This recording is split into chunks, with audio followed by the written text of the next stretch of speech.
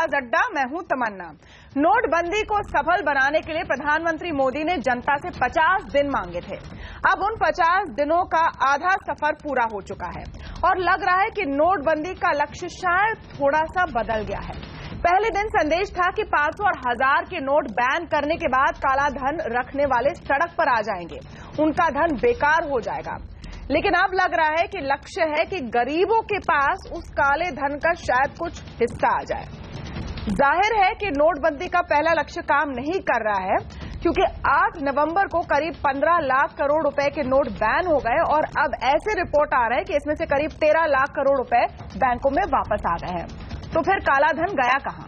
साथ ही गरीबों के लिए खोले गए जनधन अकाउंट का धड़ल्ले से इस्तेमाल हो रहा है लॉन्ड्री की तरह, काले को सफेद बनाने में। इसमें 8 नवंबर के बाद करीब 28,000 करोड़ ज्यादा डाले गए।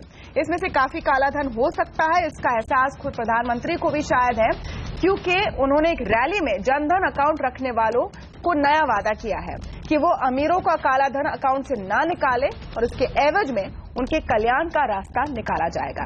आइए आपको सुनाते हैं कि उत्तर प्रदेश की चुनावी रैली में पीएम ने क्या कहा था। ये जनधन अकाउंट वाले जितने हैं, ये अपने पैसे जो बैंक में आए हैं किसी के, उसको रखे रखोगे कि नहीं रखे रखोगे? कोई कितना ही दबाव डालोगे, उठाओगे नहीं ना। अगर आपने रखे रखा तो मैं कोई रास्ता खोजूंगा। मैं दिमाग लगा रहा हूं, अभी मैं दिमाग खपा रहा हूं कि ये गरीब के खाते में जिन्होंने गैर कानूनी तरीके से डाला है वो जाए जेल में और गरीब के घर में जाए वो रुपया। सुनने में तो बहुत अच्छा लगता है कि गरीबों के घर में जाए वो रुपया, लेकिन क्या ये सिस्टम सही है? क्या प्रधानमंत्री को ये कहना चाहिए कि जो काला धन आपके अकाउंट में हो उसको आप वापस मत कीजिए? क्या गरीब ही सही, अगर वो काला धन रख रहा है तो वो गलत नहीं कर रहा है? आप बताइए अपनी राय इस पर। ट्विटर पोल में हमारे हिस्सा लीजिए। हम पूछ रहे हैं, जनधन खातों में जमा अमीरों का पैसा ना लौटाए गरीब, क्या पीएम का ये कहना सही है, ये बयान सही है? हाँ या ना में आप जवाब दे सकते हैं। आइए आवाज अड्डा पर हम चर्चा खोलते हैं। बीजेपी के प्रवक्ता सैयद जफर इस्लाम हमारे साथ हैं, कांग्रेस की प्रवक्ता राजीव त्यागी भी शामिल हो रहे हैं इस डिबेट में। द वायर.in के फाउंडिंग एडिटर एम.के. वेणु, वरिष्ठ पत्रकार शरद प्रधान, पूर्व वित्त सचिव सीएम वासुदेव और साथ ही हमारे साथ है टैक्स एक्सपर्ट शरद कोहली। इन सबसे इनकी राय जानेंगे इस टॉपिक पर। स्वागत है आप सबका। जफर इस्लाम जी, हाफ पे मार्क हो चुका है, 25 दिन से ज्यादा हो चुके हैं और बताया ये जा रहा था कि काले धन रखने वालों की खैर नहीं, लेकिन उनका पैसा भी बैंकों में आ रहा है। जफर इस्लाम, साथ में ही उनके लिए आईडीएस भी खोला जा रहा है। क्या गोल पोस्ट शिफ्ट हुआ है? तमन्ना जी, देखिए, आपने प्रधानमंत्री की बात तो सुनाई, लेकिन वित्त मंत्री ने जो इस बारे में टिप्पणी की उसके बारे में आपने बिल्कुल कुछ भी नहीं कहा। वित्त मंत्री ने कहा कि बैंकों में पैसा डालने से, जमा कराने से वो काला धन सफेद धन नहीं हो जाता है। बैंकों में सिर्फ पैसा डाल देने से, और कई लोगों ने ऐसी जो मनी लॉन्ड्रिंग करने वाली हरकत की है। कानून अपना काम करेगी और जिस तरह का जो सर्वेलेंस सिस्टम हमने बैंकिंग में रखा और फाइनेंस मिनिस्ट्री में है, जो FIU कहते हैं, फाइनेंशियल इंटेलिजेंस यूनिट, वो अपना काम कर रही है। सही बात है, अपना काम कर रही है। अगर सिस्टम इतना काम कर पाती थी तो क्या नोटबंदी की जरूरत पड़ती थी?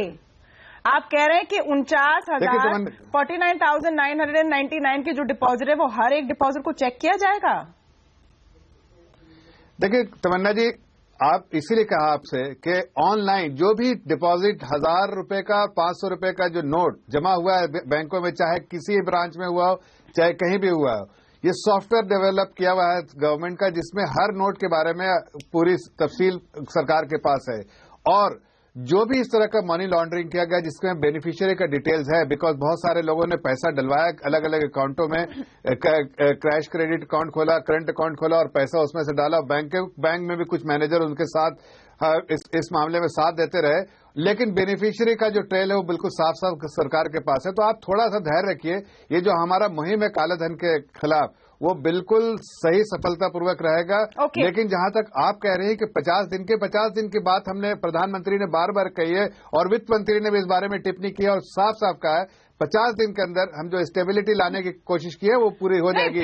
फिर जो सवाल, नोट में आज आप लाइन में देख रहे हैं, नैतिक सवाल नैतिक सवाल भी बनता है राजीव त्यागी जी, ये बात कि देखिए, क्योंकि सुनने में बहुत अच्छा लगता है कि रॉबिन हुड की तरह कि गरीबों के खातों में अमीरों का काला धन आ जाए, लेकिन अगर इस पूरे मनी लॉन्ड्रिंग सिस्टम में दो लोग साथ में मिलकर ये साजिश रच रहे हैं कि हम अपने अकाउंट में रखेंगे, तो क्या दोनों लोग आरोपी नहीं हैं उस करप्शन में?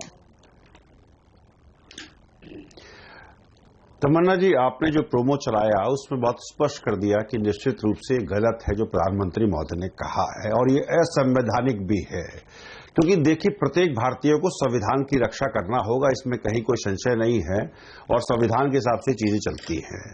रही बात जनधन योजना की जो बात है, जो 2014 में शुरू हुई थी, उसमें करीब करीब जो मेरे पास चीजें हैं, ये 2/12 को लोकसभा में जवाब दिया है वित्त मंत्री ने, उसके आंकड़ों के हिसाब से 25 करोड़ 67 लाख अकाउंट हैं पूरे देश में।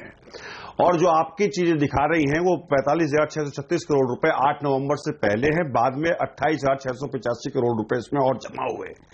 इन दोनों का भी टोटल कर दिया जाए और 25 करोड़ और 67 लाख लोगों से डिवाइड कर दिया जाए तो 2905 रुपए प्रत्येक खाते में आते हैं, जनधन वाले खाते में। अब 2905 रुपए तो ब्लैक मनी नहीं हो सकती है।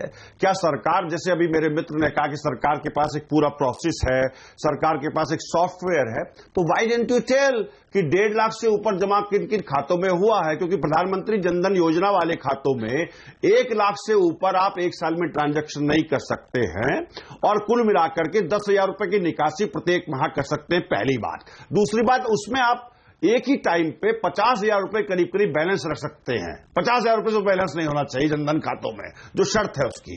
सरकार की सूचना के हिसाब से लोकसभा में जो प्रश्न उठाया गया था उसके जवाब के हिसाप से अभी तक प्रधानमंत्री जनधन योजना क्या है Rajiv Tyagi? What is the point? 5,000 रुपए का, हाँ, मैं उसी पे देखिए, एक साजिश है और ये एक जुमला है, ये जुमला है और साजिश है भारतीय जनता पार्टी की, ये दिखाना कि हमने बहुत गरीबों का बहुत भला कर दिया है, और ये भी एक जुमला ही साबित होगा। जो मैंने आंकड़े प्रस्तुत किए हैं उससे जनधन योजनाओं की जो अकाउंट की पोजीशन है वो स्पष्ट होती है। जनधन योजना में जो 5,000 रुपए का ओवर ड्राफ्ट है, लोकसभा में दिए जवाब के हिसाब से अभी तक कुल 23,75,000 लोगों ने इसका फायदा लिया है, जो कि 10% भी नहीं बैठता। नहीं, आप बहुत सारे आप आंकड़े गिना रहे हैं राजीव त्यागी जी, लेकिन उसका एक सेंट्रल पॉइंट क्या है? क्योंकि अगर आप कह रहे हैं कि एवरेज कुछ 2900 रुपए किसी के अकाउंट में आ रहे हैं, एवरेज करने का कोई मतलब नहीं है, क्योंकि सारे जनधन अकाउंट अभी इस्तेमाल नहीं हो रहे हैं, उसका एक छोटा सा परसेंटेज इस्तेमाल हो रहा है। मैं फिर से उस पॉइंट पे आ रही हूँ शरद प्रधान, सवाल नैतिक है, सवाल ये है, सवाल नैतिक है। एक मिनट 10 सेकंड का जवाब दे दूं? नहीं, आप मुझे शरद प्रधान से बात करने दीजिए, शरद प्रधान से बात करने दीजिए, शरद प्रधान से बात करने दीजिए। जी, लेट मी कम बैक। सवाल नैतिक इसलिए है शरद प्रधान, क्योंकि चाहे जो आदमी किसी का काला धन रख रहा हो वो गरीब है, उसको जरूरत है, जो अपना काला धन रखवा रहा हो वो अमीर है, उसके पास गंदा पैसा है, लेकिन उन दोनों के बीच में ये डील हुई है, तो क्या दोनों उस भ्रष्टाचार में इक्वल आरोपी नहीं है? आप एक को कह रहे हो कि आप वादा खिलाफी कर लो, पैसे वापस मत करो, क्या ये सही है? तमन्ना, ये पॉइंट जरा डिबेटेबल है, क्योंकि इसमें ये बात भी आएगी, ये तय करना पड़ेगा कि पैसा उसने कोअर्जन में रखा, यानी कि दबाव में रखा, या उसने वॉलंटरली रखा। डील होना जरूरी नहीं है हर एक केस में। अधिकतर ऐसे लोग होंगे जिनका जो जनधन अकाउंट के में पैसा डालने वाले लोग हैं, उनका उस अकाउंट होल्डर के ऊपर किसी ना किसी तरीके का दबाव होगा, उसका एम्प्लॉय होगा या उससे किसी तरीके से उसके एहसान में दबाव होगा, तब वो राजी होगा। या कुछ ऐसे केसेस भी होंगे जिनमें उसको लुभाया होगा उसने कि ठीक है तुम्हें इतना दे दूंगा उसमें से। ये चीज तय करना बड़ा मुश्किल काम है। नहीं, अगर जिस पर दबाव है, लेकिन बस एक चीज, अगर जिस पर दबाव है उसकी हिम्मत होगी कि वो पैसे ना निकाल कर वापस दें ना, वो जो जिसके ऊपर दबाव होगा उसको अगर गवर्नमेंट से सपोर्ट मिलता है, जो कि अगेन प्रैक्टिकली बड़ा मुश्किल है, हर स्तर पे ग्रास रूट लेवल पे 25 करोड़ अकाउंट्स हैं, उन पे तय ये करना कि किसी के ऊपर दबाव हो रहा है निकालने के लिए, वो अप्रोच करता है, इसमें कम लोग होंगे। क्योंकि अगर वो प्रेशर में है, ये जरूर हो सकता है कि अगर हर एक की इन्वेस्टिगेशन हो जाए 25 करोड़ अकाउंट होल्डर्स की, और उनको एक एक को बुला के पूछा जाए तो मैंने किसने डाला पैसा, उसको इंटिमिडेट किया जाए, तो वो मुमकिन है बता देगा। उसमें से 90% लोग बता देंगे कि फला का पैसा है। अब लेकिन जो एग्जिस्टिंग लॉ है, इनकम टैक्स एग्जिस्टिंग लॉ है, उसके तहत ये फोरफीचर नहीं हो सकता है। ये जो उसके लिए इनको लॉ अमेंड करना पड़ेगा। On the face of it बहुत अच्छी स्कीम लगती है, और रॉबिन हुड वाला स्टाइल है वह प्राइम मिनिस्टर का कि रईस का पैसा लेके गरीब को देने का, साउंड बड़ा अच्छा करता है, बट प्रैक्टिकली ये पॉसिबल हो पाएगा कि नहीं, ये तो वक्त बताएगा। नहीं, और कौन सा पैसा काला है, कौन सा नहीं, उसका सवाल है। जो आपने नहीं, कौन सा जो आपने वो बड़ी जो एथिक्स वाली बात करी, वो बिल्कुल बजा सही बात कही है कि हाँ, वो कहां तक जायज है कि अगर कोई मिल करके कर रहा है तो वो भी नहीं। और बेसिक चीज ये है कि एक देश का कानून है, एक देश का कानून है, उसके तहत अगर एक ट्रांजैक्शन हुई है तो आप उसमें वही मैंने कहा तमन्ना जी, कैसे उसका उल्लंघन कर सकते हैं। वैसे आपने इनकम टैक्स रूल्स की बात की है, सीएम वासुदेव और शरद कोहली दोनों हमारे साथ हैं, एमके वेणु भी है। सीएम वासुदेव जी, पहले आपसे पूछते हैं कि जन धन अकाउंट का गलत इस्तेमाल हो रहा है, वो अब साफ है, उस लूप होल को कैसे प्लग किया जाए? क्या प्लग किया भी जा सकता है? क्योंकि 49,000 की राशि में लोग पैसा डाल रहे हैं, 50,000 की सीलिंग को भी बाईपास कर रहे हैं। क्या वो बैंडविड्थ है, वो इंफ्रास्ट्रक्चर है कि जाकर सारे जनधन योजना अकाउंट्स की जांच हो, जैसे शरद प्रधान कह रहे हैं?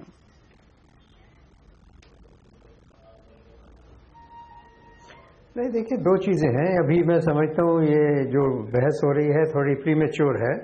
अभी फाइनल आंकड़े क्या होंगे 31 दिसंबर को, उसका अनुमान लगाना बहुत स्पष्ट नहीं है। आपने शुरू में कहा कि 12-13 लाख करोड़ के रकम जमा हो चुकी है। मैंने तो जो अभी तक लेटेस्ट इंफॉर्मेशन पब्लिक डोमेन में आई है वो तो करीब 9.5 लाख करोड़ की है जी। तो अगर 14.5-15 लाख करोड़ के में से अगर मैं समझता हूँ 12-12.5 लाख करोड़ से अगर कम जमा हुए तो काफी अच्छा है। 10% से ज्यादा आपको ब्लैक मनी इसमें ट्रेस हो जाएगा।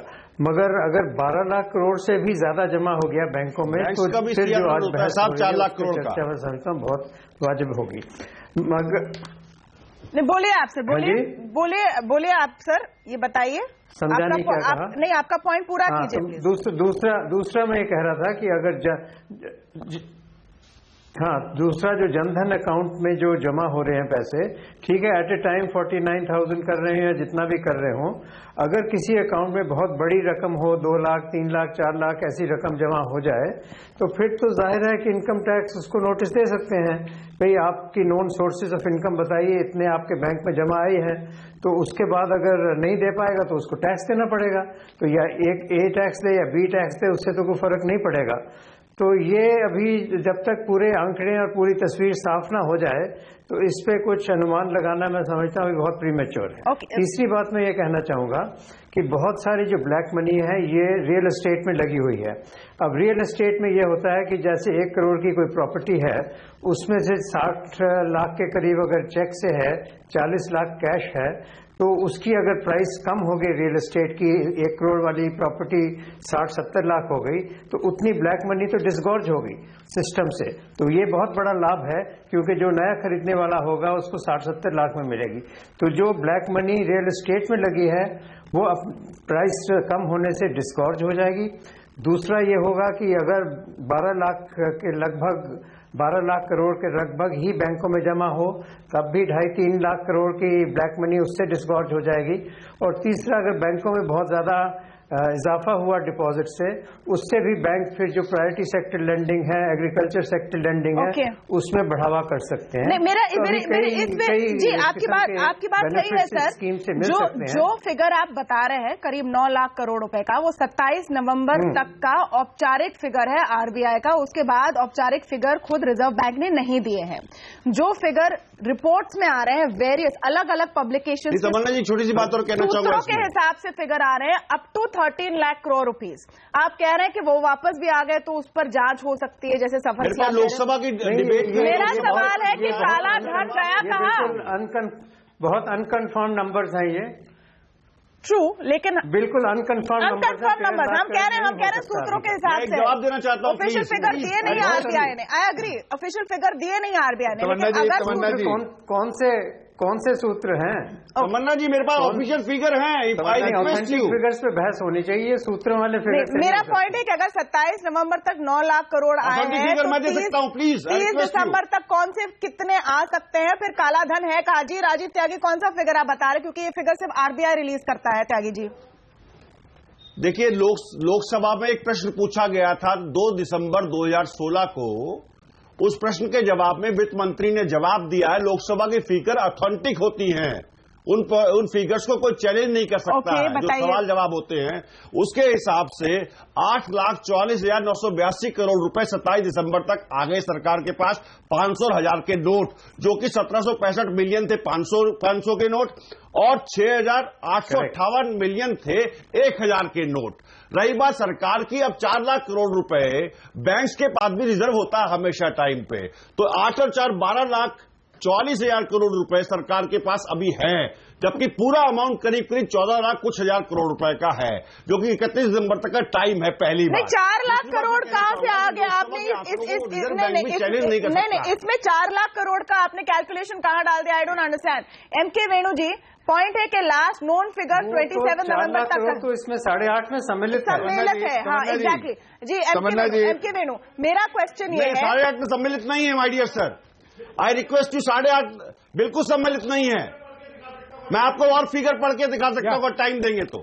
नहीं, आप पूर्व वित्त सचिव को पता है कैसे चलता है। एमके वेणु जी, मेरा उसमें मूल सवाल है कि बताया जा रहा था, कोर्ट में तक बताया गया है कि हमें उम्मीद है 5 लाख करोड़ रुपए का जो काला धन है वो एक्सटिंग्विश हो जाएगा। तो 2 हिस्सों में मेरा सवाल है। एक तो वो काला धन गया कहां? क्या वो वापस बैंकिंग सिस्टम में आ चुका है? और क्या उसका एक जरिए जनधन अकाउंट है? यानी अब जो एम है वो शिफ्ट हो गया है काले धन को पकड़ने से कि गरीबों को वो पैसा मिलेगा। जो लक्ष्य है वो थोड़ा सा बदल गया है। तमन्ना, ये तो मुझे साफ दिखाई दे रहा है कि सरकार इस बात से थोड़ी सी इनको वरी है कि जितना ये अनुमान लगा रहे थे कि ब्लैक मनी एक्सटिंग्विश होगा, उससे सरकार को फिस्कल स्पेस मिलेगा, आरबीआई उसको डिविडेंड देगा, वो वाले जो 3.5-4 लाख करोड़ वाला वो अब नहीं हो रहा। और वासुदेव जी जो पब्लिक डोमेन की बात कर रहे हैं, वो भी सूत्रों के सोर्सेज से बताया जा रहा है कि 9 लाख करोड़ हुआ है। पिछले 4-5 दिन से इन्होंने अपडेट देना बंद कर दिया। और जो फिगर मैंने सुना है और जो पूर्व वित्त मंत्री ने अपने कॉलम में लिखा है वो है 11 लाख करोड़, और सीएनबीसी ने भी 11 लाख करोड़ 3 दिन पहले फिगर दिया था। मगर ये लोग अब फिगर देना नहीं दे रहे हैं, और इन्होंने सुप्रीम कोर्ट को भी एफिडेविट में अभी लेटेस्ट फिगर नहीं दिया, क्योंकि सरकार को ये डर है कि सुप्रीम कोर्ट फिर पूछेगी भी सारा पैसा अगर वापस आ रहा है तो आपने एक्सटिंग्विश क्या किया। तो इसलिए अब ये एकदम से मिड स्ट्रीम इन्होंने एक इनकम टैक्स डिक्लेरेशन स्कीम लिया है, ये दिखाने के लिए भी हम कालाधन पकड़ रहे हैं। और दूसरा उन्होंने ये भी शुरू कर दिया है कि भाई जिनके जनधन अकाउंट में जो हम उनको ये सरासर ये बिल्कुल ये इलीगल है। ऐसे तो आप ये भी कर सकते हो कि बेनामी जो लॉ जो है उसके अंदर आप कह दो कि जो बेनामी गरीब आदमी के नाम पे बेनामी रियल एस्टेट प्रॉपर्टी है वो उसको रख ले, वही लॉजिक आप जनधन वाला वहां करिए। तो ये बिल्कुल this is unprecedented. I don't know, ये I am surprise that Vasudev ji इसके बारे में कुछ बोल ही नहीं रहे। How can to he is been a finance secretary, how can such a thing be done? I think as a bureaucrat he should have a view on this. Ji Vasudev ji, आप उस पर टिप्पणी देना चाहेंगे? 2 सेपरेट इश्यूज आप बता रहे हैं। एक तो जो स्टेटमेंट है, मैंने कहा 2 अलग अलग बिंदु हैं। एक ये कहना कि जो प्रधानमंत्री ने कहा कि आप जनधन अकाउंट में पैसा है तो उसको वापस ना करिए, ये तो बात अपनी जगह सही नहीं हो सकती है, ये तो गलत है, इसमें कोई दो राय नहीं हो सकती है। मगर दूसरा मैं कह रहा था कि अगर जनधन अकाउंट में बड़ी मात्रा में जमा किए गए हैं धन, 1 लाख 2 लाख या 3 लाख ज्यादा के, तो उसकी टैक्स लायबिलिटी खत्म नहीं हो जाती कि जो उस पैसे का हकदार है, अगर किसी जनधन अकाउंट होल्डर ने इतना दिखाया है तो इनकम टैक्स उसको नोटिस देगा और कहेगा कि अपना सोर्स ऑफ इनकम बताइए। अगर नहीं देगा तो उसके ऊपर जो मार्जिनल रेट ऑफ टैक्स है उस पर टैक्स देना पड़ेगा। मगर ये कहना तो अपनी जगह बिल्कुल सही है कि ये नहीं नहीं कहा जा सकता कि अगर किसी और का पैसा आपने जमा किया उसको वापस मत करिए। ये तो अपनी जगह सही नहीं है। ये तो मैं समझता हूँ डराने धमकाने के तरीके हैं कि आप जो आपका अपना अकाउंट है उसको अपना ही पैसा उसमें रखिए, किसी और का पैसा मत रखिए। तो ये अपने तरीके सरकार कोशिश कर रही है जनधन अकाउंट होल्डर्स को। नहीं, इसमें देखिए इतना बड़ा बहुत बड़ी मात्रा में सवाल ये है टैक्स लायबिलिटी तो खत्म नहीं हो जाएगी ना। ओके। और एक दफा टैक्स दे दिया तो ब्लैक का व्हाइट होगा टैक्स देके।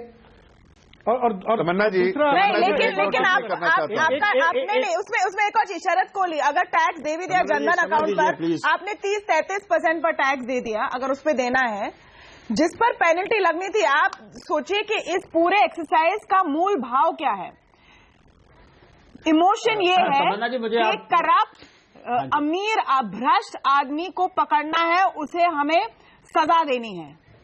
क्या वो सजा मिलती दिख रही है? देखिए तमन्ना, मुझे आप 2 मिनट दीजिए, मैं कुछ पॉइंट स्पष्ट करना चाहता हूं। पहली बात तो ये, जिन 12 लाख करोड़ की बैंक में आ गया उसकी बात हो रही थी। देखिए जितना पैसा बैंक में आया है, हम लोगों ने एक एनालिसिस किया था कि ये किन लोगों ने पैसा जमा कराया है। मैं उनके कुछ नाम गिनवा देता हूं, कैटेगरीज गिनवा देता हूं। कुछ हाउसवाइफ ने जमा किया है, कुछ बच्चों ने गुल्लकें तोड़ के जमा किया है, कुछ जिन लोगों की बिलो टैक्सेबल इनकम जो घर में कैश रखते थे उन्होंने जमा किया है, ठीक है। कुछ छोटे बिजनेसमैन ने जमा किया जिनका कैश इन हैंड एक्चुअली था। ज्यादातर पैसा तमन्ना उन लोगों ने जमा किया है जिनको उस समय कुछ सूझा नहीं, उन्होंने अपने घर के 4-5 मेंबर्स के नाम निकाले और उनको जमा कर दिया। तो मैं नहीं मानता कि ये 12 लाख करोड़ जो बैंक में आया है ये सारा व्हाइट का पैसा है, ऐसा सोचना कतई गलत है। दूसरा हम मुद्दे पे आते हैं, जो मुद्दा इस डिबेट का है तमन्ना, कि जनधन अकाउंट में जो पैसा आया है, क्या वो पैसा लीगली जो प्रधानमंत्री ने वक्तव्य दिया है, क्या उस पैसे को जब्त किया जा सकता है? जिस आदमी के अकाउंट में वो पैसा आया है, क्या वो पैसा वो जब्त करके बैठ सकता है? इसके लिए प्रधानमंत्री जी ने बोला कि मैं जो हूं, मेरे दिमाग में कुछ खप रहा है, मैं कुछ सोच रहा हूं। तो इसमें 2-3 कानूनी संशोधन करने पड़ सकते हैं। अगर ऐसा करना है तो प्राइमा फेसिया मैं बाकी पैनलिस्ट के साथ सहमत हूं कि अभी वो संभव नहीं है। वो कानूनी जो दाव पेच है वो ये करने पड़ेंगे कि आपको बेनामी ट्रांजैक्शन एक्ट का, बेनामी ट्रांजैक्शन बीच में शरद कोहली जी, ऐसे पिगी बैंक मुझे दिखा दीजिए जिसमें इतने लाखों रुपए पड़े हुए हैं।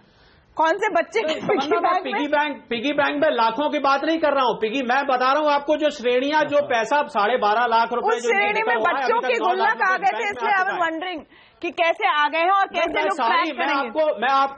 मैं आपको सारी कैटेगरीज गिनवा रहा था कि जो पैसा बैंक में आया है किन किन कैटेगरीज का है।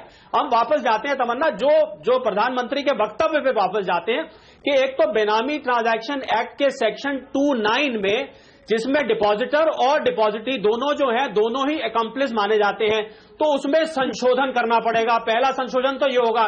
दूसरा, इनकम टैक्स एक्ट के सेक्शन 68 में, जहां पर कि कोई भी इनकम आपके पास आती है जो आप नहीं समझा पाते हैं, क्रेडिट आ जाता है आपके पास, उसमें संशोधन करना पड़ेगा कि साहब जो जनधन कैटेगरी में है उसके ऊपर टैक्स नहीं लगेगा, जो कि अभी पूर्व वित्त सचिव जी ने कहा कि उस पर टैक्स लगेगा, उसको संशोधन करना पड़ेगा कि उस पर टैक्स नहीं लगेगा। तीसरा और आखिरी, मान लीजिए वो पैसा किसी गलत तरीके से कमाया गया है, मान लीजिए वो भ्रष्टाचार का पैसा है जो कि जनधन अकाउंट में डाल दिया गया, तो उस जिसके अकाउंट में आ रहा है उसको आपको लीगल प्रोटेक्शन भी देनी पड़ेगी, आपको उस लॉ में संशोधन करना पड़ेगा, क्योंकि दोनों एक क्राइम में अकॉम्प्लिस होते हैं। तो आप करने क्या जा रहे हैं? आप एक को आप छोड़ रहे हैं, दूसरे को आप अकॉम्प्लिस बना रहे हैं। और यही सवाल है जफर इस्लाम, क्या वाकई ये सब संशोधन करने को तैयार है बीजेपी की सरकार, या बस ये एक बयान था एक रैली में जो सुनने में अच्छा लगता है, जो गरीबों को लुभाएगा?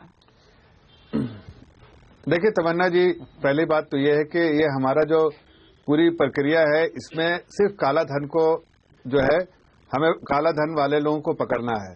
और ये जो इनिशिएटिव हम सरकार ने लिया है ये जरूर एक साहस बड़ा कदम था, तकलीफ लोगों को हुई है, लेकिन सबसे बड़ी इंपॉर्टेंट बात है कि आज जिस स्थिति में है लोग स्पेकुलेट कर रहे हैं कि 11 लाख है 12 लाख है। देखिए कोई ऑफिशियल नंबर्स नहीं है, इसलिए इस तरह का स्पेकुलेशन गलत है करना। तीसरी बात जो है कि बड़ी इंपॉर्टेंट बात जो मैं आपको बोलना चाहता हूं कि अगर आप किसी भी कंट्री की इकोनॉमी देखें और जिस कंट्री को भी देखें, उसमें इतना बड़े डिनोमिनेशन के नोट्स इतने परसेंटेज में नहीं रहते। तो पिछली सरकार ने इस परसेंटेज में नोट रखा कि 86% जो है 500 और 1000 के डिनोमिनेशन में, लेकिन अगर दूसरे की दुनिया की और कई कंट्री का मिसाल देखिए तो कहीं भी इतने बड़े मात्रा में बात कर रही हूं एक बयान की। लेकिन आप फिर से वो नहीं, चौथी बात जो आप कह रहे हैं, जो प्रधानमंत्री कहना चाहता हूँ तमन्ना जी, प्रधानमंत्री ने जो कहा है, प्रधानमंत्री ने जो कहा है उस बात को उन्होंने वाजे किया है कि अभी इस पे वो सोच चल रही है, वो दिमाग लगाया जा रहा है कि ये जनधन का पैसा जो गलत तरीके से लोगों ने अपने काले धन को जनधन अकाउंट में डाला है, उसको कैसे गरीब आदमी एंजॉय करे, और इसके लिए जो भी संशोधन करना पड़ेगा, प्रधानमंत्री जी ने कहा है, तो जाहिर है उस संशोधन करने के लिए सरकार बिल्कुल कमिटेड है। और पांचवी बात जो है, बड़ी इंपॉर्टेंट बात सुन लीजिए तमन्ना जी, पांचवी बात जो है कि जो सिस्टम में पैसा आया, हम बार बार मान के चल रहे हैं कि सिस्टम में जो पैसा आया वो सही है। देखिए, लोगों ने शुरू में जो पैसा डाला वो जाहिर है अपने हिसाब से डाल दिया अकाउंट में कि पैसा पड़ा रहेगा, उससे अच्छा अकाउंट में डालो और करंट ईयर में इनकम दिखा के उसको बचा लेंगे। लेकिन जो इनकम टैक्स में संशोधन हुआ उसके हिसाब से वो करंट ईयर में इनकम नहीं दिखा सकते, और जाहिर है ऐसे में उनको अपना काला धन लेकिन एक सीमा है ना जफर इस्लाम जी, 2.5 लाख रुपए की सीमा है, इसलिए जनधन अकाउंट्स का इस्तेमाल हो रहा है। इनफैक्ट सिचुएशन ये बन गई कि ये नया धंधा शुरू हो गया है। एक मिनट, काले धन को रोकने के बजाय काले धन को सफेद करने का जो एक पूरा कारोबार है वो अचानक से पनप गया है। 100%। तमन्ना जी, एक लास्ट बात कहूंगा, देखिए अगर आप देखिए तो कई ऐसे मैं एक बात कहना चाहूंगा, बड़े पैसे डलवाए किसी करंट अकाउंट में या कैश क्रेडिट अकाउंट खुलवा के, और उसके बाद कई अकाउंट में डलवाया और बेनिफिशियरी आरटीजीएस कराया एक ही अकाउंट में। तो फाइनेंशियल इंटेलिजेंस यूनिट उन सब ट्रांजैक्शन को बिल्कुल मॉनिटर कर रही है। और आप देखिएगा, जब ये अभी किसी एक पैनलिस्ट ने कहा 31 तारीख तक का इंतजार कीजिए। अच्छा ठीक है, हम 31 तारीख का नहीं ओके, हम 31 तारीख तक का इंतजार कर रहे हैं। मुझे ये बताइए, अच्छा राजीव त्यागी बोलना चाहते हैं, उसके पहले बस एक बात, दोनों सीएम वासुदेव और जफर इस्लाम जी ने कहा कि अब तक ऑफिशियल फिगर 27 नवंबर तक की है, करीब 8 और 9 लाख के बीच में, 9 लाख करोड़ के बीच में। उसके बाद आरबीआई ने अपडेट देना बंद कर दिया, जैसे एमके वेणु बता रहे हैं। क्यों बंद कर दिया, और क्या लॉजिकली जिस रफ्तार से पैसा आ रहा है ये साफ नहीं हो रहा है कि 30 दिसंबर तक ज्यादातर पैसा वापस आ जाएगा? कोई कारण नजर आ रहा है कि अगले 20 दिनों में लोग पैसा उस रफ्तार से नहीं डालेंगे, या डाल चुके हैं जिसको डालना है? तो ये थ्योरी बन नहीं रही है। राजीव त्यागी, तकलीफ की बात क्यों नहीं दिक्कत है? अगर आपका बैंकिंग सिस्टम ये लॉन्ड्रोमैट बन गया है, क्यों नहीं दिक्कत? ओके, राजीव त्यागी को बोल रहे थे, फिर आप रिस्पॉन्ड कीजिए। एक डिसीजन के कई नहीं तमन्ना जी, मैं इसका जवाब देना चाहूंगा। एक डिसीजन के कई पैमाने हैं। पहली बात कि देखिए हमारे जफर साहब, मेरी बारी है। अच्छा, उन्होंने राजीव त्यागी ने बहुत पेशेंस दिखाया है, तो उनको बोलने दीजिए। जी राजीव त्यागी। नहीं तमन्ना जी मुझे एक कंप्लीट करने दीजिए प्लीज। मैं ये कह रहा हूँ कि एक डिसीजन जो प्राइम मिनिस्टर है टारगेटेड मेनी ऑब्जेक्टिव, कितना पैसा है, वो सारे ऑब्जेक्टिव्स को आप देखिए, चाहे वो 27 नहीं, लेकिन ऑब्जेक्टिव्स बार क्या बदल रहे हैं, रियलिटी के साथ बदल रहे। ओके, राजीव त्यागी बोलेंगे आप? ये तो राजीव त्यागी ने खूब पेशेंस दिखाया, सरकार ने कहा जफर इस्लाम की बात सुनिए। ऐसी बात नहीं कि सरकार जिस दिशा में चल रही थी उसी दिशा में चल रही है। ये तो अभी जैसे मैं बोल नहीं रहा था तो मैं अपने मोबाइल को चेक कर रहा था कि सरकार ने, हमें पूरी उम्मीद है कि जब 31 तारीख को हमें इस पूरे इनिशिएटिव से राजीव त्यागी को बोलने दीजिए। जफर इस्लाम प्लीज, फायदा पहुंचाना चाहते हैं वो ओके जफर इस्लाम प्लीज, अब राजीव त्यागी बोलेंगे। जी देखिए तमन्ना जी, बार बार डिबेट में एक प्रश्न उठ रहा है कि इसमें कितना पैसा जमा हुआ। लोकसभा में जो वित्त राज्य मंत्री ने बेगवाल जी ने जवाब दिया उसको पढ़ देता हूं तो क्लियर हो जाएगा बिल्कुल। As per the data provided by RBI detected in deposit and exchange of old notes from November 10, 2016 to November 27, 2016 are 53,046 53,046 pieces of ₹100 denomination and 86,621 pieces of ₹500 denomination. इसका आप कैलकुलेशन करेंगे तो 8,40,000 करोड़ रुपए बैठता है, जो 27 तारीख तक आया। ओके, मेरा एक सवाल है सरकार से। आपने ये कहा था, 3 मुद्दे दिए थे कि कालाधन हम लोग जब्त कर लेंगे, हम लोग बाग आतंकवाद पे कंट्रोल कर लेंगे और फेक करेंसी पे हम कंट्रोल कर लेंगे। कालाधन सरकार ये बताए, जब 27 नवंबर तक के आंकड़े आपके पास हैं तो ये आपके पास आंकड़े होंगे कि इन अकाउंट्स में कितना कालाधन है। क्या गरीब आदमी के पास, गांव गरीब के पास, नौजवान के पास, राजीव जो भोली भाली महिलाएं उनके पास कालाधन है, जो लाइन में लगी हैं, जो 83 लोग अब तक मर चुके हैं, जिम्मेदारी कौन लेगा? पहली बात। दूसरी बात मैं पूछना चाहूंगा जफर इकलाल, इस बात उनकी बात सुन लीजिए, उनकी बात सुन लीजिए जफर इस्लाम, उनकी बात सुन लीजिए, फिर आप जवाब दीजिए। 2000 रुपए के नोट आपको अभी समय देना पड़ेगा। हमने फिर समय जवाब ये चाहिए आपसे 13,800 करोड़ रुपए दिसंबर तक महेश शाह के पास मिलते हैं। अच्छा मुझे बताइए कि आप दोनों एक साथ बोलेंगे तो किसे क्या समझ में आएगा? अच्छा महेश शाह पे 13,000 करोड़ रुपए मिल रहे हो, ब्लैक मनी नहीं है। नहीं एक आप जवाब दीजिए ना। आप एक साथ बोलेंगे तो क्या समझ में आएगा? किस उद्योगपति के पैसे हैं, किस अफसर के पैसे हैं, ये बताइए। ओके 30 दिसंबर तक का समय सीमा है हमारे सरकार ने दिया। नहीं तो आप क्या चाहते हैं जफर इस्लाम जी? 30 दिसंबर तक मीडिया कोई सवाल ना उठाए? नहीं एक मिनट ये आप बार बार कह रहे हैं, इसलिए मैं आपसे सवाल पूछना चाहूंगा। एक जगह फिक्स हो गई है। एक मिनट जफर इस्लाम जी, क्या आप कह रहे हैं कि 30 दिसंबर तक हम कोई सवाल ना उठाए? नहीं मैं ये कह रहा हूँ, देखिए नहीं आप बार 30 दिसंबर क्यों कह रहे हैं? पहले दिन से मत बताइए बीजेपी हम कुछ नहीं बोले, 30 दिसंबर तक कुछ नहीं बोले, सामने दिख रहा है क्या हो रहा है। एम के वेणु आना चाहते हैं इसमें। वेणु जी एक्सपर्ट की बात सुन लीजिए प्लीज। एम के वेणु, राजीव त्यागी जी रुक जाइए। एम के वेणु और फिर सीएम वासुदेव। एक minute Tyagi ji please wait, Zafar Islam please wait जी। एम के वेणु हम बेनकाब करेंगे। मैं एक सवाल में उठाना चाहता हूँ केवल। आप मेरे बात को कंप्लीट करने दीजिए, उसके बाद में आप वेणु जी से पूछिएगा। उनका सवाल सुन लीजिए। मैं एक सवाल उठाना चाहता हूँ कि 30 सितंबर को एक इनकम टैक्स डिक्लेरेशन स्कीम उसका खत्म हुआ और मोदी जी ने कई बार ही बोला कि मैं आखिरी मौका दे रहा हूं, उसके बाद मैं किसी को नहीं छोड़ूंगा। ये कहने के बावजूद इन्होंने एक और इनकम टैक्स डिक्लेरेशन स्कीम इस 20 दिन के बीच में क्यों लाए? ये आपको क्या दर्शाता है? ये आपको दर्शाता है कि सरकार को डर है कि इनको ज्यादा इनको पूरा जो ब्लैक मनी एक्सटिंग्विश करके जो सोच रहे थे फिस्कल इनको वो स्पेस मिलेगा आरबीआई के जरिए, वो नहीं मिल रहा है इनको 3.5-4 लाख करोड़, इसलिए वो बीच में टैक्स इकट्ठा करना चाहते हैं। और मैं आपको आज बता रहा हूँ, मैं आपको आज बता रहा हूँ कि इस तमन्ना मैं सारे पैनल मैं जवाब दूं तो वेणु जी मैं आपका सवाल समझ गया, जवाब देता हूँ। हाँ तो इस आइडिया स्कीम से भी इनको कुछ मिलेगा नहीं। सवाल हुए कहाँ है? ये बात तो कर लीजिए पहले। जफर साहब हर आदमी के बीच में बोल रहे हैं। वेणु जी मैं आपका जवाब देता हूँ। ओके मैं नहीं तमन्ना जी ओके संक्षेप में मुझे जवाब देने दीजिए। देखिए ये मल्टी प्रोंग स्ट्रैटेजी है हमारी। आप ये सिर्फ एक फिस्कल वेणु जी पढ़ गए एक फिक्सेटेड की फिस्कल डेफिसिट कितना कम हो जाता है। देखिए वो ऑब्जेक्टिव है हमारा, लाइबिलिटी कम होगी।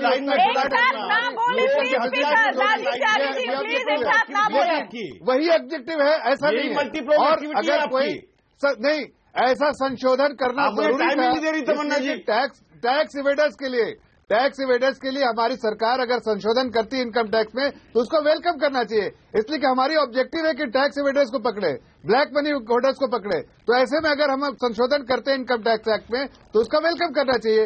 हाँ कोई बात नहीं, हम सब वेलकम करते हैं, लेकिन सवाल ये है कि अगर एक और डिक्लेरेशन स्कीम देनी ही थी तो फिर नोटबंदी की क्या जरूरत थी? ओके सीएम वासुदेव इसमें आना चाह रहे थे, सीएम वासुदेव की बात सुन लीजिए। सीएम वासुदेव की बात सुन लीजिए प्लीज। बीजेपी और कांग्रेस के प्रवक्ता से उम्मीद है कि वो सीएम वासुदेव की बात सुनेंगे इत्मीनान से। It's only polite, it's only fair. Please CM Vasudev की बात सुनिए। जी सर। हाँ जी, मैं ये कह रहा था कि ये जो नया टैक्स अमेंडमेंट की बात हो रही है, देखिए अगर ये टैक्स अमेंडमेंट ना आता तो अगर किसी ने काला धन जमा किया बैंक में तो ये टैक्स रिटर्न में फाइल कर सकता था कि ये मेरे इस साल की इनकम है, उस पर आप मार्जिनल रेट 30% लगा लीजिए।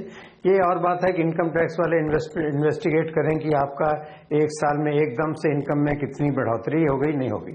तो इस अमेंडमेंट का ये मकसद है कि वो 30% मार्जिनल रेट्स के बजाय 50% टैक्स देगा और बाकी 50% जो 25% और है वो उसका एक डिपॉजिट हो जाएगा 3 साल के लिए इंटरेस्ट फ्री। तो ये अमेंडमेंट इनकम टैक्स एक्ट में लाना बहुत जरूरी था, अदरवाइज जो लोग ब्लैक मनी डिक्लेयर भी करते वो केवल 30% टैक्स दे के छूट जाते। तो इस अमेंडमेंट से उसको पिनलाइज किया जा रहा है। ये आइडेंटिफाई कैसे होगा सर? ये आइडेंटिफाई कैसे होगा? ब्लैक मनी को वन टाइम डिक्लेयर करने का, वन टाइम सर मेरा सवाल है कि ये आइडेंटिफाई कैसे होगा कि जो धन डिपॉजिट हुआ है वो इस साल का वाजिब धन है या पहले का काला धन है? वो कैसे डिटर्मिन होगा? कौन तय करेगा? क्या ये टैक्स ऑफिसर के डिस्क्रेशन पर नहीं होगा? देखिए, अगर पहले पुराने सालों का धन बताएगा फिर तो कंसीलमेंट ऑफ इनकम के रूल्स में आ जाएगा, उसकी तो 200% पेनल्टी तक चल जाएगी। वो तो उसके लिए सबसे आसान तरीका जो उनको एडवाइस किया जा रहा था वो ये था कि आप इस साल की इनकम में इसको दिखा दीजिए और कहिए कि मेरे इस साल की ये विंडफॉल इनकम हुई है, 30% में टैक्स देने को तैयार हूं। अगर वो रास्ता उसके लिए खुला रहता और ये टैक्स अमेंडमेंट ना आता तो वो उस रास्ते से निकल जाता। अब इस टैक्स अमेंडमेंट के माध्यम से उस पर 50% टैक्स देना पड़ेगा और उसके अलावा बाकी 25% जो है वो 3 साल के लिए बहुत बड़ी पेनल्टी है। ये आइडिया स्कीम से भी ज्यादा पेनल्टी है। मैं वासुदेव जी की बात में कुछ जोड़ना चाहूंगा। देखिए, अगर ये स्कीम नहीं लाई जाती तो लोग गलत तरीके से अपने पैसे को वाइट करने में लगे हुए थे। लोग गोल्ड खरीद रहे थे, लोग उल्टी सीधी एंट्रियां ले रहे थे, लोग इधर उधर जुगाड़ ढूंढ रहे थे कि किसी तरह अभी नहीं लगे हैं शरद कोहली जी, क्या अब वो सब बंद हो गया है? नहीं, उससे वो तो अभी भी कर रहे हैं, वो तो अभी भी स्कीम के आने से लोगों को एक रास्ता मिल गया है कि वो गलत तरीका ना इख्तियार करें, सीधे तरीके से आके डिक्लेरेशन कर दें। लोग गलत तरीके इस्तेमाल कर रहे थे अपने पैसे को वाइट करने का। एक सरकार ने विंडो, मैं कोई फिर राजनीतिक वक्तव्य नहीं दे रहा हूं, पर एक आर्थिक दृष्टि से एक रास्ता सीधा खुल गया कि आप आके 50% देके, अगर आप नहीं देते हैं तो 82.5% आपको टैक्स उस पर देना पड़ेगा। अगर ये सरकार डिटेक्ट करती है कि आपका ये पैसा कहां से आया, आप नहीं बताते हैं अपनी मर्जी से, तो 82.5% बल्कि 90% तक भी जा सकता है। अगर ये नहीं, देखिए आपको जो एक मूल ह्यूमन इमोशन होता है, तो बताइए ना, शरद कोहली जी, आप टैक्स एक्सपर्ट है, आप टैक्स एक्सपर्ट है, आप समझते हैं कि टैक्स के मामले में एक मिनट राजीव त्यागी जी, जो हर इंसान का एक मूल इमोशन क्या होता है, जब तक पकड़े जाने का डर नहीं है तब तक हर तरीका इस्तेमाल किया जाता है। शायद अब तक पकड़े जाने का डर अभी भी नहीं है, इसलिए हर तरीका इस्तेमाल किया जा रहा है। वो डर तभी बैठेगा जब कोई पकड़ा जाएगा, बहुत सारे लोग पकड़े जाएंगे। इस वक्त क्या लग रहा है कि जनधन में जो काला पैसा गया है या जो काला पैसा वापस बैंकिंग सिस्टम में गया होगा वो फिर से पकड़ा जाएगा, क्योंकि अगर वो पैसा पकड़ा जाएगा तभी लोगों में डर होगा कि वो गलत तरीके इस्तेमाल ना करें। तब तक काहे का डर? इस पर हम चर्चा जारी रखेंगे छोटे से ब्रेक के बाद, जाएगा नहीं।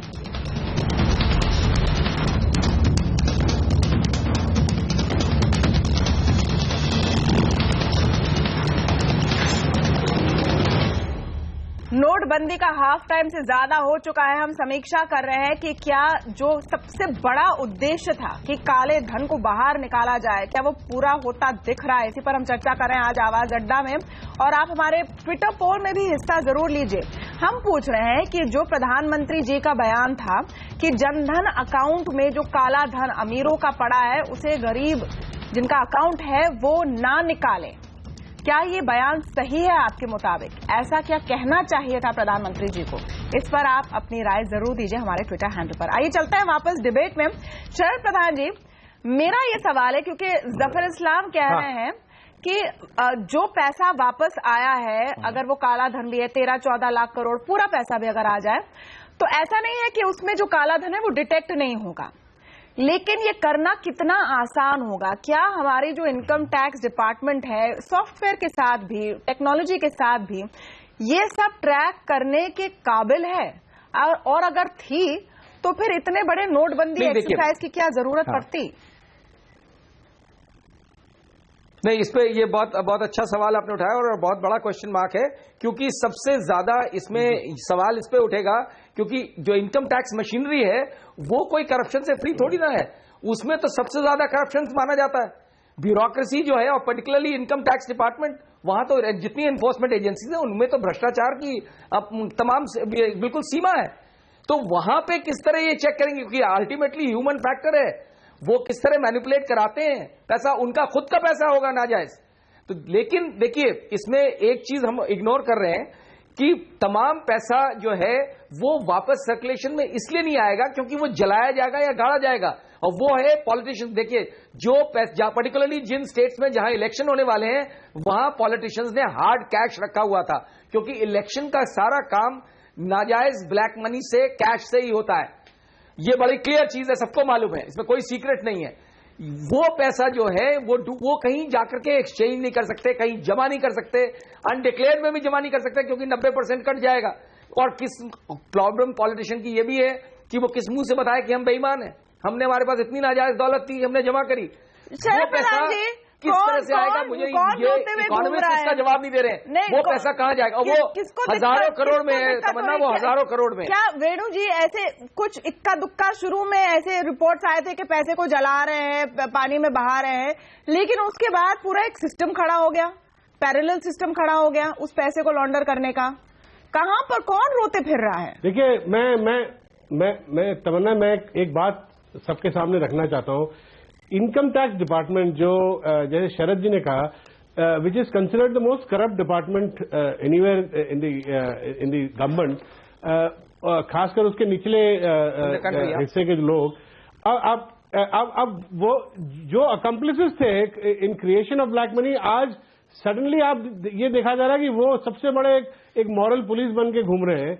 और आप ऐसे फोर्स के साथ बिल्कुल इन्फोर्स करना, एग्जिस्टिंग लॉज को इन्फोर्स करना बहुत मुश्किल है।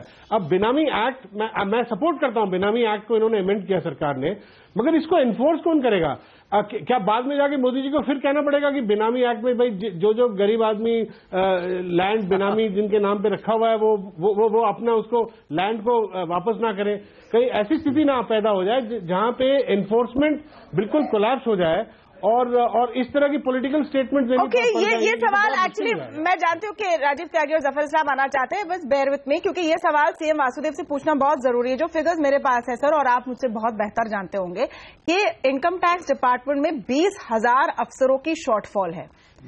76,000 अफसरों का काम 50,000 अफसर कर रहे हैं। ये टास्क फोर्स बहुत स्ट्रेस्ड है और इस वक्त उनको सबके पीछे पड़ना है। सोनार के पीछे भी पड़ना है, रियल एस्टेट वाले के पीछे भी पड़ना है, पॉलिटिशियन, एग्रीकल्चर इनकम, जो जहां छुपा रहा पैसा, सबके पीछे पड़ना है। कैसे करेंगे सर? बड़े उद्योगों के अलावा तिजोरी भी भरना है। ओके, सीएम देखिए, ये जो आपने आंकड़े दिए हैं जी, मैंने कहा जो आपने आंकड़े दिए हैं कि इतनी पोस्ट हैं और इतनी पोस्ट खाली हैं और ये कैसे करेंगे, ये पुराने पोस्ट क्रिएटेड हैं, जबकि सिस्टम पुराने तरीके के चलते थे। जब से इतना ज्यादा आईटी का इस्तेमाल होना शुरू हो गया है इनकम टैक्स डिपार्टमेंट में भी और डिपार्टमेंट्स के साथ साथ, तो ये दोबारा कोई वर्क स्टडी नहीं की गई है कि अब उनकी मैन पावर रिक्वायरमेंट क्या होनी चाहिए। तो मैं नहीं मानता हूं कि इतनी ज्यादा शॉर्टेज है। काफी इनकम टैक्स ऑफिसर्स काफी मात्रा में उपलब्ध हैं और उनके पास आईटी टेक्नोलॉजी का भी काफी वो है, जानकारी है। मगर ये अपनी जगह सही है जो दो लोगों ने कहा कि उनका इमेज अच्छा नहीं है, एनफोर्समेंट बहुत वीक है, काफी एरियाज में ब्लैक मनी जनरेटर्स के साथ वो अकम्प्लिस रहे हैं, तो उनका इंटेग्रिटी का रेपुटेशन बहुत अच्छा नहीं है। मगर इसमें जो फर्क आएगा, मैं समझता हूं कि जो बैंक के थ्रू ये जमा हो रहे हैं, चाहे जनधन अकाउंट हो चाहे दूसरे हों, बैंकों के ऊपर भी ये जिम्मेदारी रहती है कि कोई अगर सस्पिशियस ट्रांजैक्शन, ये जरूरी नहीं है कि इनकम टैक्स हर अकाउंट के पीछे जाएगा, बैंक के पास ये जिम्मेदारी दी जाती है कि जो सस्पिशियस ट्रांजैक्शंस हैं वो इनकम टैक्स को रिपोर्ट करे। अगर ये आए किसी जनधन अकाउंट में अभी तक तो जीरो बैलेंस था या 10 रुपए था, 100 रुपए था, सडनली 1 लाख 2 लाख आ गया, तो बैंक मैनेजर की जिम्मेदारी है कि ये सस्पिशियस ट्रांजैक्शन मान के इनकम टैक्स को रिपोर्ट करे, इनकम टैक्स उसको नोटिस दे कि आपका सोर्स क्या है, तो इम्प्लीमेंटेशन इसका सही होगा।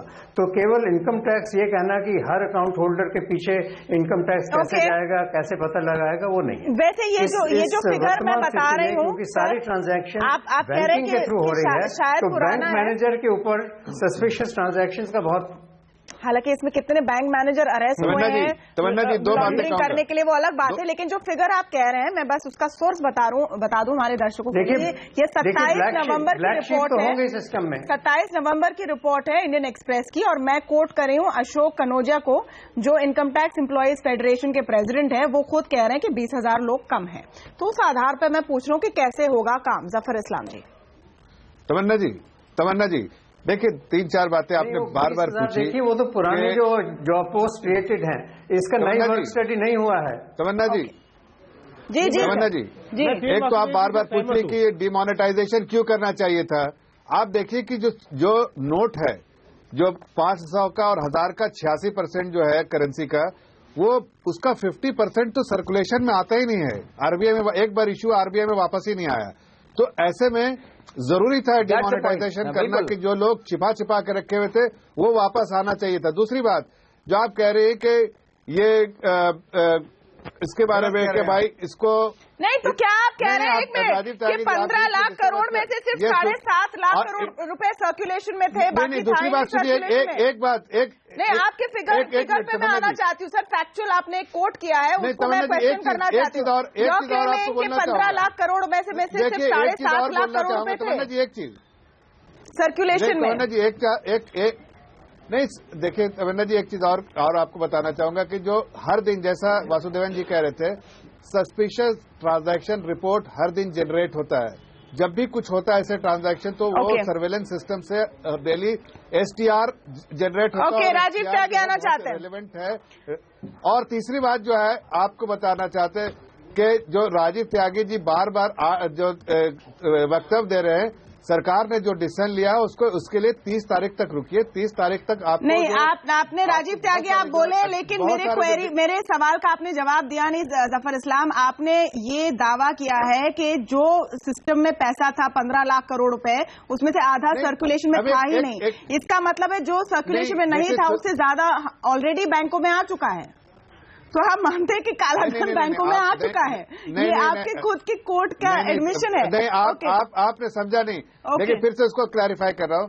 देखिए, बड़ी मात्रा में नोट जो होल्डर्स है, होल्डर्स उनके पास ही पड़ा रहता है, तो वो सर्कुलेशन। बड़ी मात्रा क्या है? 50% आप कह रहे हैं। ओके राजीव त्यागी, समय कम है। ओके राजीव त्यागी, वापस आके बैंक में आ गया पैसा। ओके, और जो इंडियन एक्सप्रेस की रिपोर्ट आप बोल रहे हैं, देखिए सरकारी रिपोर्ट नहीं है, उसको किसी तरह से जो 2/12/2016 को पूछा गया राइटिंग है, उसके हिसाब से सरकार ने लोकसभा में जवाब दिया। लेकिन सरकारी 2 लाख एम्प्लॉय फेडरेशन के प्रेसिडेंट का कोट है। एनीवे जी, हाँ, लेकिन ओके राजीव त्यागी को अपना पॉइंट रखने दीजिए साहब, एक साथ ना बोले प्लीज।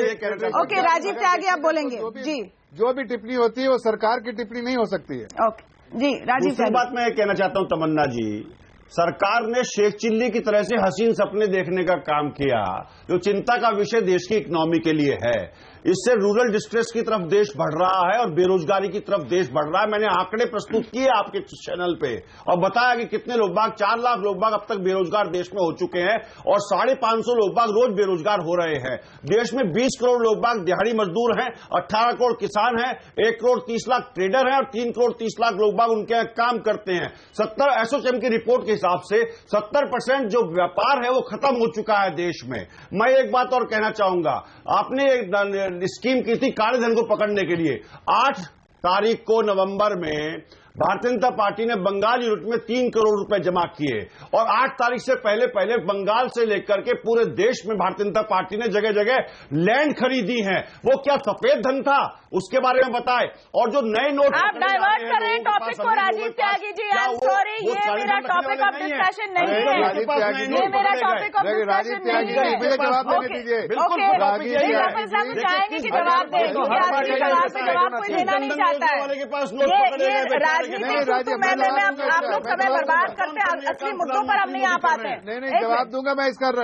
तमन्ना जी देखिए, दे दीजिए राजीव त्यागी जी, आपके अकाउंट में तो पैसा डाला है कि जनधन योजना के लोग सुन लीजिए, बताइए। तो आप आज भी डाल सकते हैं, 8 तारीख को भी डाल सकते हैं, तो 8 तारीख से पहले भी डाल सकते हैं, तो क्या फर्क पड़ता है? जमीन जो खरीदे गए जफर इस्लाम जी, जमीन जो खरीदे गए, ऐसे रिपोर्ट्स आ रहे हैं, कई सारे जमीन खरीदे गए। जो जमीन खरीदी उसमें बता दीजिए। इसमें एक चीज मैं कहना चाहूंगा, बंगाल में जमा किया उसमें बता दीजिए। खरीदने का डिसीजन बहुत पहले हुआ था, बहुत सारी जमीन खरीदे। क्या कांग्रेस ने जमीन नहीं खरीदी है, कांग्रेस ने अपने ऑफिस नहीं बनाया। क्या आपको रिस्ट्रिक्शन है?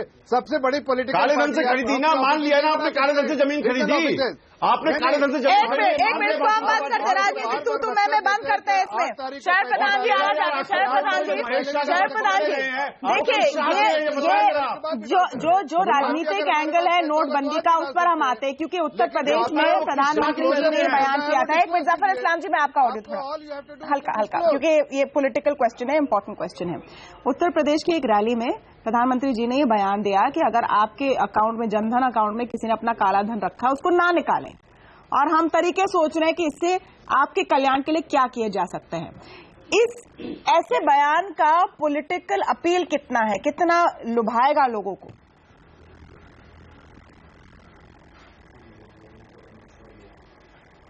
जी शरद प्रधान जी, आपके लिए सवाल। बेईमान बनाएगा और लोगों में, अच्छा मुझसे पूछ रहे, सॉरी, हाँ नहीं, मुझे लगता है नहीं बिल्कुल तमन्ना, नहीं मैं समझा किसी और से। मुझे लगता है पॉलिटिकली ये बिल्कुल क्लिक करेगा उस तबके के लिए जिसके जनधन अकाउंट्स हैं और जो बड़ी तादाद में है, और ये इलेक्शन टाइम पे उसको डेफिनेटली रिंग करेगा। जिस वक्त आप देखिए, जब उस रैली में जब वो बोल रहे थे, उसका जो रिस्पांस जिस तरह इतनी लाउड अपलॉज के साथ आया था, इतनी ज्यादा आवाज उठी थी, उससे जाहिर होता है कि क्या रिएक्शन होगा। ये ठीक है, अगर ये लुभाने का भी तरीका है, लेकिन इसका एंड रिजल्ट निकलना पड़ेगा। ये खाली जुबानी जमा खर्च में नहीं चलेगा। ये वो तादाद जो है वो उस तबके की, देखिए इसके जरिए से मोदी एक चीज और क्रिएट कर रहे हैं कि ये जो डिवाइड क्रिएट कर रहे हैं, pro demonetisation and anti demonetisation, उसमें ये जो इलेक्शन है इस बार, इसमें यह भी मुमकिन है कि कास्ट और रिलीजियस लाइंस पे बिल्कुल गरीब एक तरफ, यूपी का इलेक्शन गरीब एक वो खत्म हो जाए, ये पैसे वाले और गरीब लोगों के बीच का इलेक्शन डिवाइड हो जाएगा, उसमें डेफिनेटली फायदा होगा इनको। और जो हमारे पोल के रिजल्ट है वो भी बता दें तरीके से इंटरनेट। और मुझे एक चीज समझना, एक चीज और बहुत अच्छा लगता है, सोशलिस्ट एक आइडिया है, सुनने में बहुत अच्छा लगता है, सोशलिस्ट एक आइडिया है, लेकिन एमके वेणु, एंड में आपकी टिप्पणी, ऐसा करना कानूनी भी नहीं होगा, और क्या ये नैतिक है कि अगर मिली भगत है दो लोगों के बीच में, तो दोनों को इस अपराध के लिए जिम्मेदार होना चाहिए, चाहे उसमें एक गरीब हो एक अमीर? मिली भगत देखिए जहां तक लॉ का सवाल है, ये गलत है, क्योंकि दोनों अगर अकम्प्लिस हैं, तो चाहे वो बेनामी एक्ट में हो या इसमें हो, तो दोनों को उसका खामियाजा भुगतना पड़ेगा। मगर पॉलिटिकली, जैसे शरद कह रहे हैं, पॉलिटिकली इसका एक अपील है, मगर तमन्ना कहां तक अपील है वो मैं ये मानता हूं केवल इससे तय नहीं होगा। अगले बजट में प्रधानमंत्री क्या पैकेज लाते हैं और गरीबों के लिए क्या वेलफेयर स्कीम्स लाते हैं, वो उससे ज्यादा इसका इम्पैक्ट होगा। केवल जनधन अकाउंट में लोगों के जो भी 3-4 हजार 5 हजार अगर उन्हीं के नाम कर दिया जाए, तो उससे मेरे ख्याल इतना असर नहीं पड़ेगा। 3-4 हजार हम एवरेज की बात करें, अभी जिसके अकाउंट में पैसा आया है वो किन सर्कमस्टांसेस में आया है, क्यों उन्होंने रखा है, वो हर केस की अलग अलग बात हो, लेकिन हाँ उसमें और भी चीज, उसकी तहकीकात भी करनी पड़ेगी, तहकीकात भी करनी पड़ेगी, और आखिरी फिगर के लिए इंतजार भी करना होगा कि कितना और पैसा सिस्टम में आएगा, क्योंकि सरकार के लिए अब जरूरी हो गया है कि वो इसके सबके अंत में दिखाए कि नोटबंदी से मिला क्या मिला, कौन पकड़ा गया, कितना काला धन कम हुआ और गरीबों का कितना कल्याण हुआ। इसलिए सुनने में ये आइडिया बहुत लोगों को पसंद आ रहा है शायद, लेकिन कानूनी तौर पर, नैतिक तौर पर इस पर सवाल जरूर उठेंगे। बहुत बहुत शुक्रिया आप सबका आज हमारे साथ आवाज अड्डा में जुड़ने के लिए। नमस्कार।